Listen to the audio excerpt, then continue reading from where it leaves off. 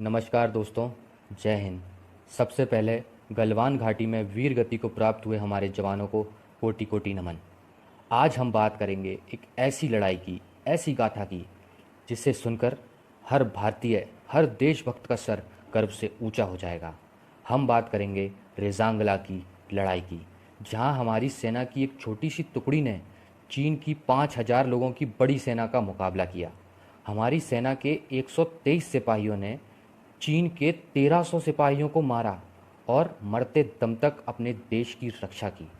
और हमारे उन सिपाहियों के पास ना तो आधुनिक हथियार थे, ना अत्यधिक ठंड में रहने के लिए कपड़े, जूते जैसी आवश्यक चीज़ें थीं। तब वहाँ पर -30 डिग्री टेम्परेचर था। इतने कम तापमान में भी वह लड़ते रहे। क्यों? हमारे लिए, हमारे देश को बचाने के लिए। आइए हम उनको याद करके उनकी शहादत को नमन करें। आइए समझते हैं अब इस पूरी शौर्य गाथा को। वे सभी कुमाऊं रेजिमेंट के सिपाही थे। उन्हें लीड कर रहे थे वीरभूमि राजस्थान के निवासी मेजर शैतान सिंह। ज़्यादातर वे सभी सिपाही हरियाणा के निवासी थे, तो उन्हें इतनी ठंड में रहने का अनुभव भी नहीं था। उन सिपाहियों में से जीवित बचे सूबेदार रामचंद्र यादव जी, जो उस समय वहाँ के रेडियो ऑपरेटर थे, वो कहते हैं कि वहाँ 2 शब्द बोलने में ही सांस उखड़ने लगती थी। पानी को गर्म करना पड़ता था काफ़ी देर तक, तब वो पीने लायक हो पाता था। सूबेदार रामचंद्र यादव जी जब वापस लौट के अपनी आर्मी के पास गए, तब उन्होंने ये बताया कि वहाँ क्या हुआ था, कैसे युद्ध लड़ा गया, कैसे हमारी छोटी सी टुकड़ी ने चीन के इतने सैनिकों को मारा। लेकिन किसी ने भी रामचंद्र यादव जी की बात का विश्वास नहीं किया, बल्कि उन्हें गद्दार भगोड़ा समझा गया और उनका बहिष्कार किया गया। जब वो अपने गांव रेवाड़ी में पहुंचे, तब आसपास के उनके रहने वाले लोग, उनके गांव वालों ने भी उन्हें बुरी नज़र से देखा और उन्हें भगोड़ा ही माना। फिर फरवरी 1963 में एक लद्दाखी व्यक्ति भटकता हुआ रेजांगला पहुंच गया। वहां उसने देखा कि किसी आर्मी के सैनिकों के शव ही शव पड़े हुए हैं। तब उसने वापस पहुंचकर सबको बताया। तब कुछ महीने बाद जब ठंड कम हुई, तो हमारी सेना के अफसर वहां पहुंचे। उन्होंने देखा कि वे सभी भारतीय सैनिकों के शव हैं। किसी शव के हाथ में टूटी हुई बंदूक है, किसी का हाथ नहीं था, किसी का पैर नहीं था। उससे पहले यह माना जाता था कि ये सैनिक या तो कहीं भाग गए हैं या चीन ने उन्हें युद्धबंदी बना लिया है। जब हमारी सेना के अफसरों ने उस मंजर को देखा, तो पाया कि सभी सैनिकों के शवों में सामने गोली है, किसी के भी पीठ पर गोली नहीं है। वे सभी लड़ते लड़ते वीरगति को प्राप्त हुए। ऐसा देखकर उन अफसरों की आंखों में आंसू थे। 18 नवंबर 1962 को यह लड़ाई हुई थी। आइए सुनते हैं इस लड़ाई का आंखों देखा मंजर सूबेदार रामचंद्र यादव जी से। ठीक 3:30 बजे हमारी 8 प्लाटून की एलपी लगी हुई थी। उससे एक लंबा बर्स्ट आया करके। तो मैं साहब बोला कि रामचंद्र क्या? मैंने कहा साहब बात होगी है मेरी हरिराम साहब से। 8 प्लाटून के सामने से फायर आया। ठीक 4 मिनट के बाद ही हरिराम साहब का टेलीफोन आया कि रामचंद्र मैं साहब को टेलीफोन दो। उन्होंने बताया कि साहब 8-10 चाइनीज हमारी तरफ बढ़ रहे थे। जब हमारे जवानों ने उनको आते हुए देख लिया तो मार में आए हैं 300 गज की रेंज में। तब हमारे जवानों ने लंबा बर्स्ट फायर किया है।